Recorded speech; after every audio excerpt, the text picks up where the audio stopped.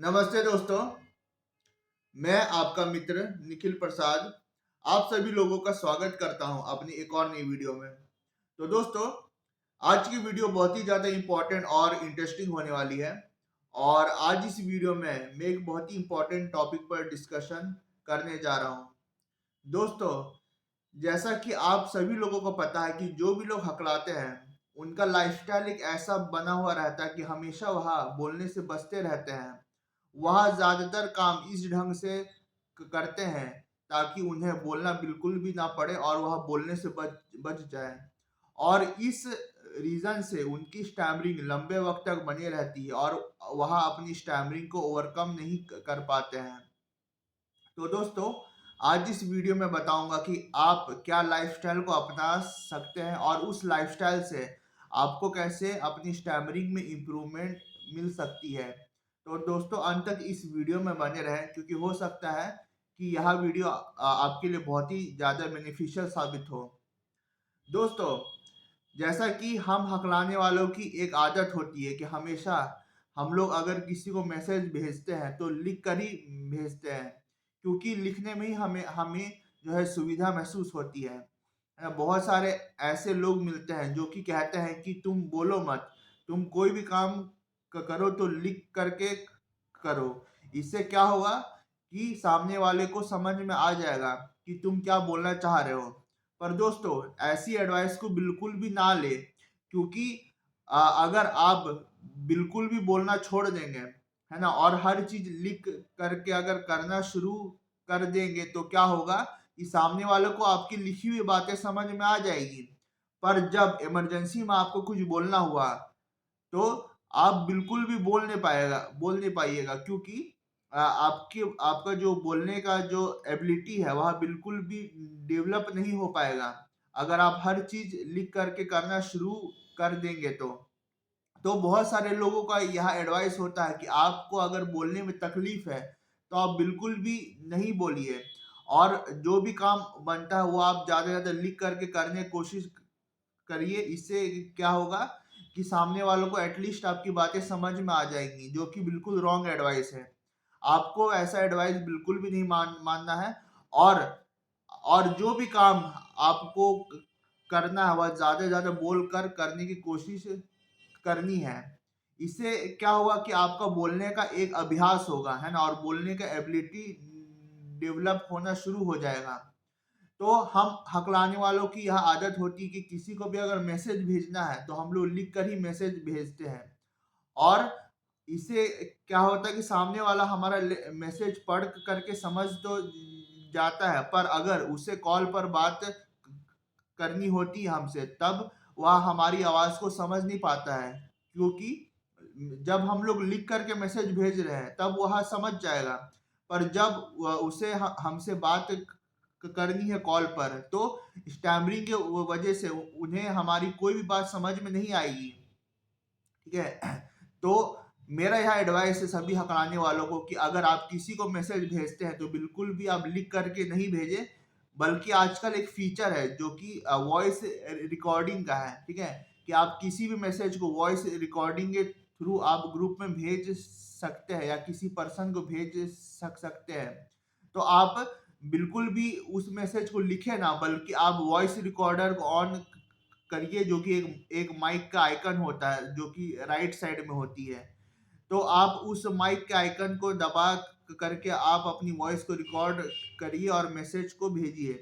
इससे क्या होगा कि आपका एक बोलने का अभ्यास होगा, है ना, जो आप लिख लिख कर मैसेज भेजते हैं वो आपकी आदत छूट जाएगी और आपका बोलने का एक अभ्यास होगा।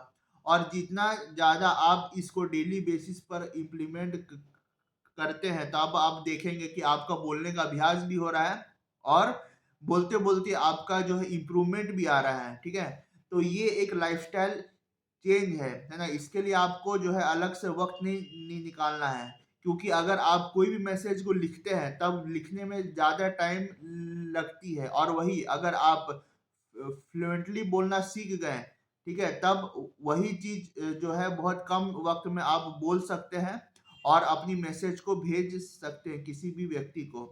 तो यह एक लाइफस्टाइल चेंज है जो कि बहुत इंपॉर्टेंट है, खासकर हम हकलाने वालों के लिए जो कि स्टैमरिंग से लंबे वक्त तक जूझ रहे हैं। और दोस्तों, दूसरी एक लाइफस्टाइल चेंज मैं यहाँ बताना चाहूँगा कि हम हकलाने वालों को यह आदत है कि कोई भी चीज़ हम लोग अगर खरीदना चाहे तो हम लोग ऑनलाइन खरीदते हैं। क्योंकि क्या होता है कि ऑनलाइन में हमें काफ़ी सहूलियत होती है कि डायरेक्ट घर तक हमारा सामान पहुँचता है और हमें जा करके कहीं पे कुछ खरीदना नहीं पड़ता है। तो ऑनलाइन में यह जो सहूलियत मिली हुई है, यह बहुत ज़्यादा मतलब कि सामान खरीदने में हमारे लिए फ़ायदेमंद तो है ही, पर इसका एक नुकसान है। इसका यह नुकसान है कि अगर हम लोग को अगर कहीं पर जाकर के कुछ खरीदना हो, तो हम लोग नहीं खरीद पाते क्योंकि अगर आप कहीं दुकान पर जाएँ, तो आपको सामान को देखना पड़ता है। आपको दुकानदार को बोलना पड़ता है कि आप मुझे अच्छे से अच्छा सामान दिखाइए, मुझे इस रंग में चाहिए, मुझे इस कलर कॉम्बिनेशन में चाहिए, मुझे इस वैरायटी में चाहिए। तो आपको दुकानदार को अपनी बातें बतानी पड़ती है कि आपको एग्जैक्टली क्या चाहिए। अगर आप किसी कपड़े की दुकान में गए हैं, तो आपको बोलना पड़ेगा कि आपको किस किस ढंग का कपड़ा देखना है ना? आपको आपका साइज क्या है, आपको किस कलर का शर्ट चाहिए, है ना? आपको किस टेक्सचर या डिजाइन का शर्ट चाहिए। तो आपको हर चीज दुकानदार को बताना पड़ता है। और अगर आपको कोई शर्ट पसंद आ गई, तो उसके बाद आपको बार्गेनिंग करके उसको मतलब कि एक वाजिब रेट में खरीदना भी पड़ता है ना? तो यह एक बहुत ही अच्छा एक्सरसाइज है, और खासकर एक लाइफस्टाइल चेंज है हम हकलाने वालों के लिए। क्योंकि हमारी एक आदत सी बन गई है कि हम लोग अगर कोई भी चीज खरीदते हैं, तब हम लोग ऑनलाइन जाकर ही खरीदते हैं, है ना? और यहाँ हमारी आदत बनते जा रही है ताकि हमें कम से कम बोलना पड़े और बिना बोले, है ना, बिना बोले हमारा काम आसानी से बन जाए। पर यह चीज हमारे लिए बहुत ही ज्यादा हानिकारक साबित होगी। तो हम हमारे लिए वही अच्छा रहेगा कि हम लोग ज्यादा से ज्यादा दुकानों में जाएं और दुकानदार से कम्युनिकेट करके, है ना, बोल बोल के हम लोग अपना सामान खरीदे, है ना? इससे यह फायदा होगा कि हमारे आंखों के सामने हमें वो चीज मिल जाएगी, है ना? और हम हमारा बोलने का भी अच्छा खासा अभ्यास बन जाएगा। और जो हमारे अंदर लंबे वक्त से जो डर बसा हुआ कि अगर मैं कहीं पर जाऊंगा तो हकलाऊंगा, अटकूंगा, कम से कम वह डर निकल पाएगा। और आप बिल्कुल जो है फ्री होकर के, है ना, कंफर्टेबली आसानी से कहीं भी कुछ भी बोल पाएंगे और आसानी से अपनी चीजों को खरीद पाएंगे। तो यह दूसरा लाइफस्टाइल चेंज है जो भी लोग बहुत ज़्यादा हकलाते हैं। तो अब मैं तीसरा लाइफस्टाइल चेंज के बारे में बताऊंगा दोस्तों, जो कि जो हकलाने वाले होते हैं, तो अगर उनको कहीं से कुछ जानकारी हासिल करनी होती है, तब वह क्या करते हैं कि अपने दोस्तों से, रिश्तेदारों से पूछते हैं कि वो चीज़ क्या होती है, कैसी होती है, या हम लोग इंटरनेट के माध्यम से वो इंफॉर्मेशन निकालते हैं। तो हम हकलाने वालों की एक आदत सी बन गई है कि अगर हमें कोई जानकारी चाहिए, है ना, तो हम लोग खुद से उस पर्सन के पास जा कर के जानकारी नहीं निकलवाते हैं। हम लोग चाहते हैं कि कि वो जानकारी इधर उधर से निकल जाए, है ना? कोई खास दोस्त है, अगर उसने वो काम को कर रखा है, तो हम लोग उस पर्सन के पास ना जा करके, जो कि उस चीज के लिए रिस्पॉन्सिबल है, हम लोग जो है उस दोस्त के पास जाएंगे जो कि उस काम को पहले कर रखा है, और उस दोस्त से हम लोग हकला हकला के उस चीज को पूछ लेंगे। क्योंकि हमारे अंदर एक डर बसा हुआ कि अगर हम लोग डायरेक्टली किसी पर्सन के पास जाएंगे जो कि किसी काम के लिए रिस्पॉन्सिबल है, तो उसके सामने मुझे स्टैमरिंग होगी और मैं अच्छे से, है ना, किसी भी चीज को पूछ नहीं पाऊंगा, है ना? तो उससे अच्छा है कि क्या होगा कि मैं किसी एक दोस्त के पास जाऊं, जो दोस्त ने उस काम को कर रखा है पहले, है ना? और अगर मैं उसके सामने हकला भी जाऊं, तो कोई परेशानी वाली बात नहीं होगी। तो यह चीज हम हकलाने वालों के साथ बहुत होती है कि हम लोग अगर कहीं पे जानकारी अगर निकलवाना है, तो हम लोग जो है डायरेक्टली उस पर्सन के पास नहीं जाएंगे जो कि उस चीज के लिए रिस्पॉन्सिबल है, बल्कि हम लोग किसी दोस्त रिश्तेदार के पास जाएंगे, या हम लोग आजकल इंटरनेट के माध्यम से वो इंफॉर्मेशन निकाल निकाल लेते हैं। ठीक है, तो यह एक बहुत ही जो है बुरी बात है। और इससे क्या होगा कि हमारी स्टैमरिंग की प्रॉब्लम कभी भी ठीक नहीं हो पाएगी। ठीक है, तो यह लाइफस्टाइल चेंज बहुत ही ज्यादा इंपॉर्टेंट है, खासकर हकलाने वाले भाई बहनों के लिए जो कि लंबे वक्त से स्टैमरिंग से जूझ रहे हैं। और दोस्तों, अब मैं चौथी लाइफस्टाइल चेंज के बारे में बताऊंगा। ठीक है, वो चौथी लाइफस्टाइल चेंज बहुत ही ज़्यादा इम्पोर्टेंट है। अगर वह आप डेली बेसिस पर इम्प्लीमेंट कर रहे हैं तो मैं बताऊंगा कि आपको बहुत ज़्यादा इम्प्रूवमेंट होगी और आपको सीवियर स्टैमिनिंग की दिक्कत बिल्कुल भी नहीं आएगी। वो चौथा लाइफस्टाइल चेंज यह है कि आप अपनी लाइफ में, है ना कोई एक ऐसा PWS पर्सन हु स्टैमर, है ना, इससे आप दोस्ती बनाइए जो आपके बारे में बहुत कुछ जानता हो और उससे आपके मतलब कि अच्छे दोस्ती हो, है ना। भले हो सकता है कि वह जो है किसी और शहर में बैठा हो, है ना, और आपका उनसे कॉल पर बातचीत होता हो, या हो सकता है कि वह आपके स्कूल में ही हो, आपके आपके पास में ही हो, है ना, या आपके गली मोहल्ले में ही हो। तो आप अपने लाइफ में कोई ना कोई एक ऐसा दोस्त बनाइए जो कि हकलाने वाला ही होना चाहिए, क्योंकि आपका बहुत सारा दोस्त होता होगा, पर आपका ऐसा दोस्त होने का चांस कम है जो कि खुद उसको स्टैमरिंग की दिक्कत है ना, उसको वही दिक्कत है जो दिक्कत आपको है। तो ऐसा दोस्त होने का चांस बहुत कम है। तो आप ज़रूर एक ऐसे पर्सन को दोस्त बनाइए जो दोस्त को स्टैमरिंग की दिक्कत है ना। तो ऐसे पर्सन को दोस्त अगर आप बनाएँगे तो आप देखेंगे कि आपको बहुत ज़्यादा हेल्प मिल रही है, क्योंकि हेल्प की आवश्यकता आपको भी है और उसको भी है। अगर आप ऐसे पर्सन से दोस्ती करते हैं तो क्या होगा कि उसके साथ डायरेक्ट आप बातचीत कर रहे हैं, और डायरेक्ट जब आप बातचीत कर रहे हैं तब आपको बहुत ज़्यादा एंग्जाइटी महसूस नहीं होगी।